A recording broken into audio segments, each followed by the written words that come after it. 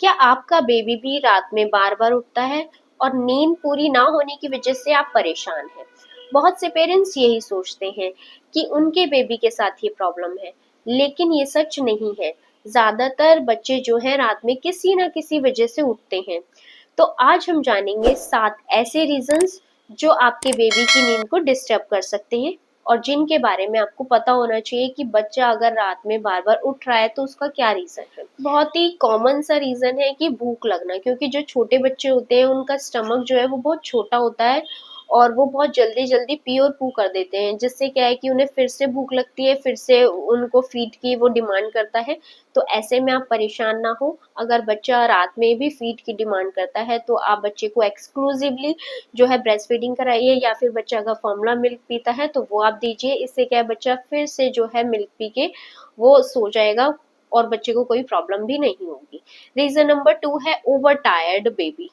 Means कि बच्चा बहुत ज्यादा थक जाता है। अगर बच्चा क्या है ना, दिन में बहुत ज्यादा खेलता है या टाइम से सोता नहीं है, बच्चा शाम को भी खेल रहा है, तो इससे क्या है ना, बच्चे की जो नींद है वो पूरी नहीं हो पाती और बच्चा जो है बहुत ज्यादा थक जाता है। तो इससे उसे रात में सोने में भी बहुत दिक्कत होती है। तो इस चीज का आप पूरे दिन में ध्यान रखें कि बच्चा टाइम से सोए, बहुत ज्यादा भी ना खेले। बच्चे का एक रूटीन आप बनाकर रखें। Reason number 3, wet diapers. कभी कभी क्या होता है ना कि प्रॉब्लम बहुत सिंपल होती है। बच्चा जो है, बच्चे का आप डायपर जरूर चेक करें, क्योंकि वेट और अनकंफर्टेबल डायपर से क्या है, बच्चे की जो नींद है वो डिस्टर्ब हो सकती है। तो रात को सोने से पहले आप बेबी का जो है डायपर एक बार जरूर चेक करें, और अगर बेबी रात में भी फीड करता है तो उसके बाद भी आप 2 से 3 घंटे के बाद आप बेबी का जो है डायपर जरूर चेक करें। और अगर बेबी का डायपर वेट है या फिर डर्टी है, पुई या पू जो भी उसने कर दिया है, तो उसको आप इजीली चेंज कर दें, जिससे क्या है बेबी की जो है नींद भी डिस्टर्ब ना हो और बच्चा आराम से जो है सोता रहे। तो इस चीज का आप जरूर ध्यान रखें। रीजन नंबर 4 है रूम टेम्परेचर। क्या है ना, बहुत ज्यादा गर्मी और बहुत ज्यादा ठंडा बेबी की हेल्थ के लिए सही नहीं है, और ऐसे में क्या है, बच्चा सो भी नहीं पाता है। तो जिस भी रूम में बेबी है वहां पे आप देखें कि रूम टेम्परेचर ना तो बहुत ज्यादा गर्म रूम होना चाहिए और ना ही बहुत ज्यादा ठंडा।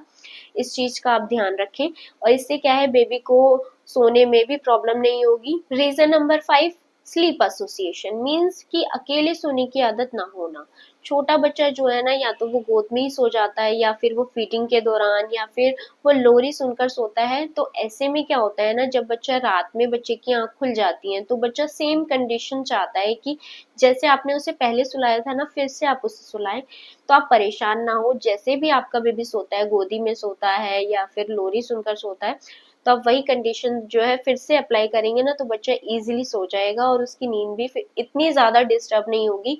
क्योंकि क्या होता है, जो छोटे बच्चे होते हैं वो बोल नहीं पाते, और एज अ पेरेंट्स, जो न्यू पेरेंट्स होते हैं, उन्हें ये समझने में टाइम लगता है कि बच्चा क्यों रो रहा है। तो इस चीज का आप जरूर ध्यान रखें। Reason number 6, developmental milestone. यानी कि जब बच्चे करवट लेना, घुटनों के बल चलना या बैठना सीखते हैं, या फिर लेटे लेटे ही साइकिल चलाना सीखते हैं ना, तो जब बेबी ये सारे एक्टिविटीज करना सीखते हैं तो उस दौरान क्या होता है, बेबी को ज्यादा फीड की नीड होती है, क्योंकि बेबी ये सारी एक्टिविटीज कर रहा है जिससे उसकी एनर्जी यूज हो रही है। तो ऐसे में बच्चे का जो है स्लीप पैटर्न जो है टेम्परली चेंज हो जाता है, जिससे क्या है, बच्चे को सोने में थोड़ी सी प्रॉब्लम आती है। तो इस चीज का आप ध्यान रखें। Reason number 7, teething. यानी कि दांत निकलना। जब बच्चों के दांत निकलने शुरू हो जाते हैं ना 6 महीने के बाद, तो बच्चे के जो गम्स हैं, मसूड़े हैं, उनमें स्वेलिंग होने लगती है, उनमें पेन होने लगता है, जिससे क्या है, बच्चा बहुत इरिटेट होता है और बच्चे को सोने में सबसे ज्यादा प्रॉब्लम होती है और वो जल्दी जल्दी बार बार उठ जाता है।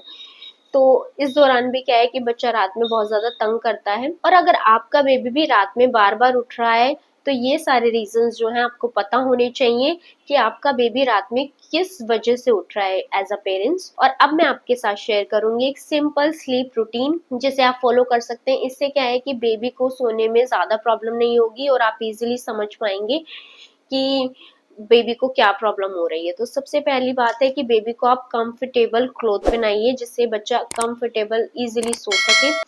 जिस भी रूम में बेबी सो रहा है तो वहाँ का एनवायरनमेंट जो है काम होना चाहिए, जिससे बच्चे को सोने में ज्यादा प्रॉब्लम ना हो। फिक्स्ड बेड टाइम होना चाहिए। मीन्स कि आप जब भी बेबी को सुला रहे हैं ना, तो उसका डेली का जो टाइम है वो फिक्स होना चाहिए, जिससे कि बेबी को समझ में आए कि अब ये सोने का टाइम हो गया है। उस टाइम आप लाइट्स ऑफ कर सकते हैं। और बेबी को क्या है कि आप कोई भी स्टोरी या फिर लोरी सुना सकते हैं, जिससे बच्चे को सोने में हेल्प मिले। और सोने से पहले बच्चे को आप प्रॉपर जो है फीड कराएं, उसका डायपर चेंज कर दें या फिर डायपर एक बार अच्छे से चेक कर लें।